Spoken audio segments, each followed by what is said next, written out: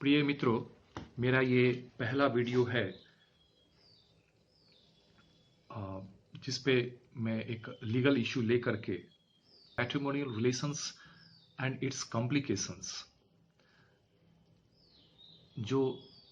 After marriage start हो जाता है। कुछ जो भी हो वो सेटलमेंट नहीं हो पाता है और मेंटल स्टेटस बैठ नहीं पाता है। तो छोटी मोटी बातें होती है जो एक मेंटल स्टिग्मा बन जाता है, चाहे वो लड़के की तरफ से हो या लड़की की तरफ से हो। किसी फैक्ट्स को लेकर के या किसी चीज को जानने के बाद समटाइम्स जो फर्स्ट नाइट होता है उसमें अगर कुछ बातें ऐसी जो बीती हुई लाइफ की होती हैं और वो निकल कर आ जाती हैं, तो वो भी एक कॉज बन जाता है। और देखा जाए तो डाइवोर्स पे थोड़ी सी चर्चा मैं करना चाहूँगा कि आजकल का जो सोसाइटी डेवलप होता जा रहा है, इस तरह के कंडीशन में लोगों के पास टाइम नहीं होता है कि वो एक दूसरे को समझने के लिए और समझने की कोशिश करें और समय दें। बस वो जानते हैं कि बस एक लड़का एक लड़की के बीच में कुछ सेरेमनीज होता है अपने अपने रिलीजन के अकॉर्डिंगली, एंड देन वो कन्वर्ट हो जाता है मैरिज में। और फिर जब छोटी छोटी बातों को लेकर के जब दो साथ रहते हैं और वो अगर जहन में बैठ जाए और ये सोच डेवलप हो जाए कि नहीं, मैं तो इसके साथ नहीं रह सकता, मैं तो इसके साथ नहीं रह सकती क्योंकि इसकी सोच ऐसी है, इसका फैमिली बैकग्राउंड ऐसा है, या इसकी कुछ बातें जो प्रीवियस लाइफ की हैं ये निकल करके आ गई, जो कि अनएक्सेप्टेबल समटाइम्स होता है। तो इन सब चीज़ों को लेकर के, और इनफैक्ट देखा जाए तो कोई एंड नहीं है कि ये शादी का कोई टूटने के पीछे की वजह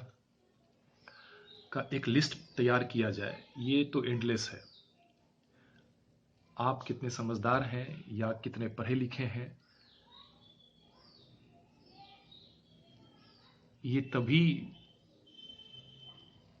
जाहिर होगा जब आप अपने मैरिज को मेंटेन करके रखेंगे। क्योंकि सभी को पता है आजकल के टाइम में कि इंडियन लॉज कितनी कॉम्प्लिकेटेड है और कितना टाइम स्पैन इसमें लगता है, कितना समय लगता है। लोग टाइम बिता देते हैं अपने कोर्ट में डेट्स के पीछे भागते हुए, और during pendency of the case either of the party cannot marry. और आप समझ सकते हैं कि 1 साल नहीं, 2 साल नहीं, 3 साल नहीं, 4 साल नहीं, 7 साल, 5 साल,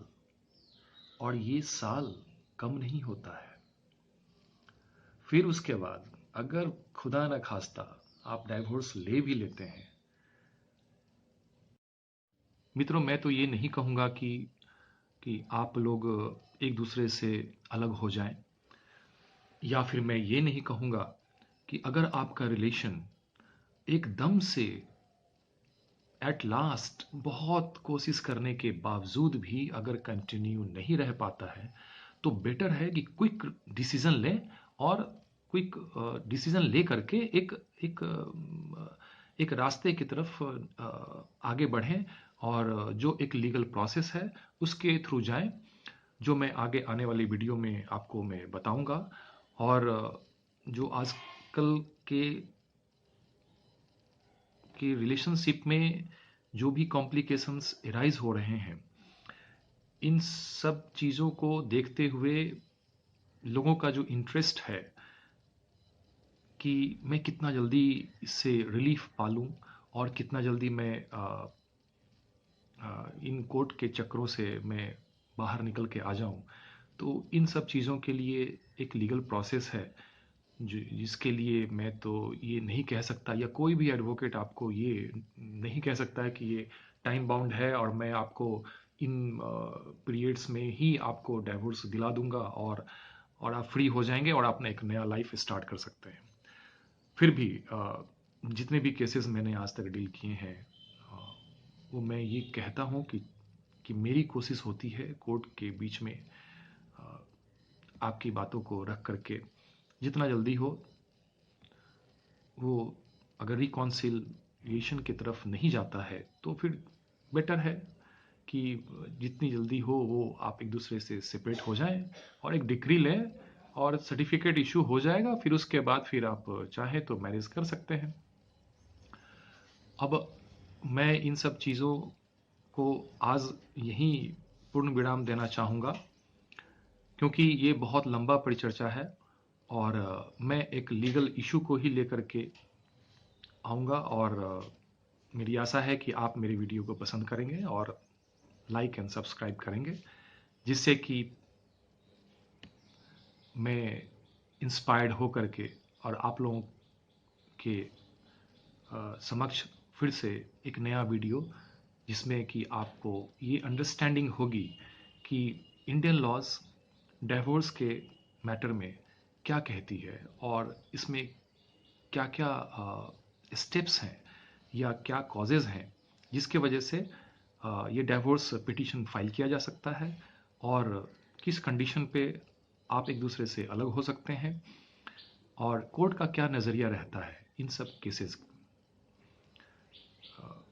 तो मैं आज यहीं अपने वीडियो को पूर्ण विराम देना चाहूँगा। नमस्कार।